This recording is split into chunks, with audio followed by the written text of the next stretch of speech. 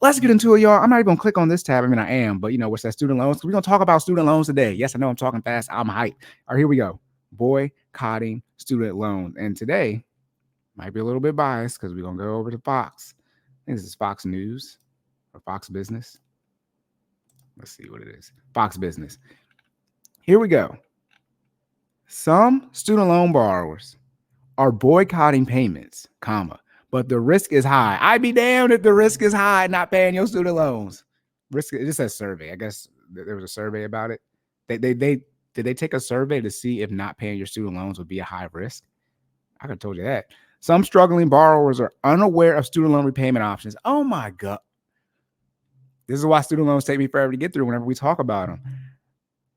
This doesn't say that people graduated. And what half people that go to college / take out student loan debt graduate.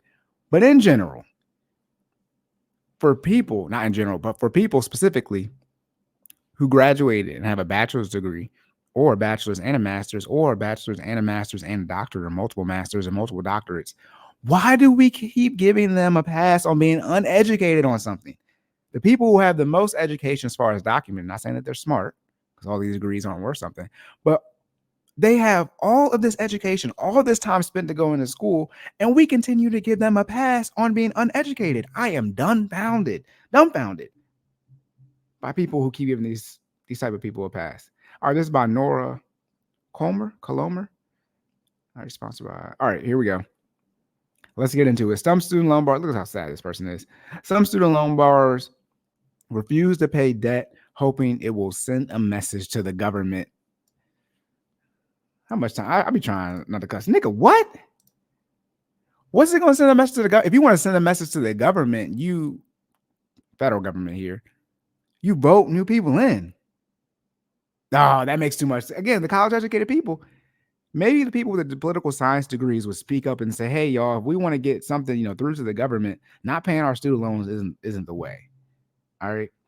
Millions you can't bankrupt the student. I mean, the student loans are not bankruptable. So like they're going to be there essentially forever. You got to come disabled or you got to die. Those are the two main ways your student loans are going to go away / get forgiven, or you got to luck up and be in one of these, when I say random, just spur of the moment, like, okay, they canceled another couple $1 billion, $100 million in student loan debt. But it's probably a $2 trillion problem now. Hold on. Shout out to the one guy who said I always be going off track. When we talk about student loans, just pray that I can get through the article in less than an hour. We're saying 1.74 trillion in November of 2023. What is happening? Millions of pay y'all student loans. That's the summary of this article. I can end the episode now. Anyways, millions of borrowers have missed student loan payments since the October restart, even though y'all had a 3-month heads up on that. And about 1 in 10 are refusing to pay in hopes. Okay, 10% is not that bad. That's still a lot, though. That's so what? It's 40 million people with student loans, so 4 million?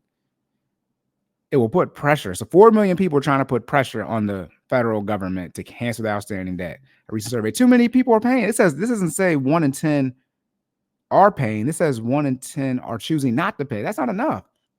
10% is not, you need at least, past stuff, you need at least minimum of 50, but usually 66. You got to at least get half. You got to get a majority. Shout out to social media, which does do this, but social media gives the minority and majority voice. But now y'all are going off of social media and trying to bring that to real life. The minority is the minority for a reason. What?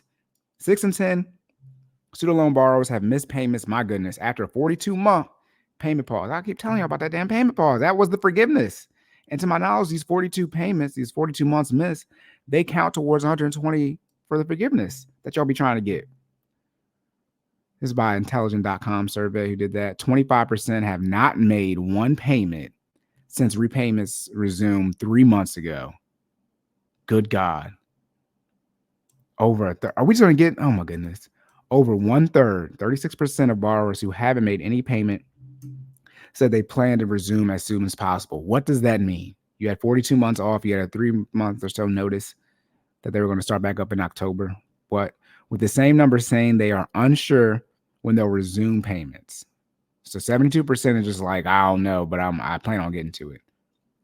Another 12% of these borrowers said they are using the Biden administration's on-ramp to student loan repayment, in which borrowers won't face penalties like having missed payments reported to credit bureaus until September 20 2024.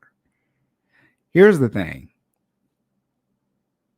If the 42-month wasn't a long enough grace period, another year, essentially, as far as the on-ramp, that's not going to do it either. And to my knowledge, for the on-ramp, I believe the interest is still accruing. Let's be clear. When it comes to student loans, the issue is not that y'all missing these payments, so it's negatively impacting your credit score.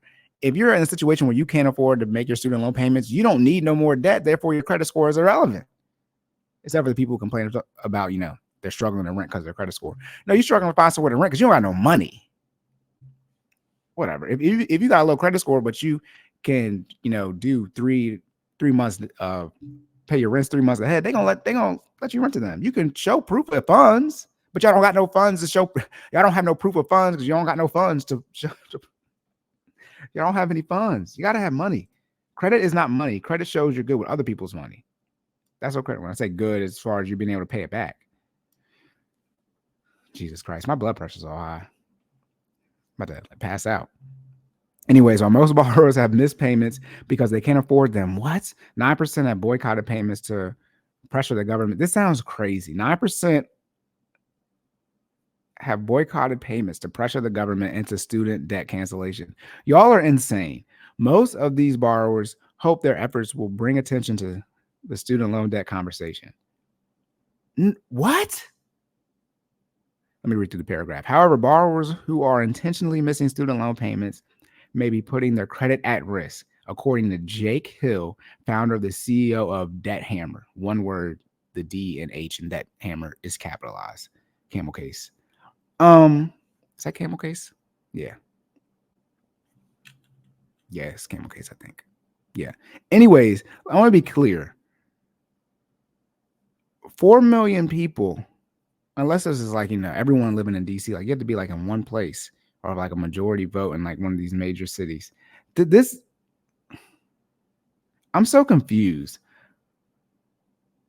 They're saying the borrowers miss their payments because they can't afford them. 9% boycotted payments to pressure the government. Most of these borrowers hope their efforts will bring attention. There we go. Bring attention to the student loan debt conversation. How much damn attention needs to be brought to the student loan conversation? Y'all must not watch the Court and Full Effect podcast. We discuss health and wealth. We talk about student loans. I got a tab every episode. I talk about student loans. Every single episode when I say talk, just bring it up to make sure it's on everyone's mind about this terrible debacle of a student loan situation. I don't know how much more attention needs to be brought up on student loans. Maybe they're saying as far as a talking point for Trump and Biden, President Trump, President Biden for the upcoming election. But literally, one of the main points that President Biden ran on was student loan forgiveness. This is one of his biggest points. Probably wasn't his biggest one, but as far as, getting voters to vote for him, it was probably one of his biggest talking points. Student loans were talked about since March 2020 up until June 2023. Over 3 years were student loans at top of mind as far as what's going on. Are they going to get forgiven, not get forgiven? Who's going to get the forgiveness? And then finally, President Biden released what he wanted to do from forgiveness standpoint, $10K forgiven and $20K for people who I believe had the Pell Grant, all this type of stuff that was talked about up until June 2023. And then for the next 3 months or so up until October, when these student loan payments restarted in October 2023, student loans were a major deal. I don't know how much attention y'all want brought to it outside of the fact y'all want the damn student loans forgiven. What?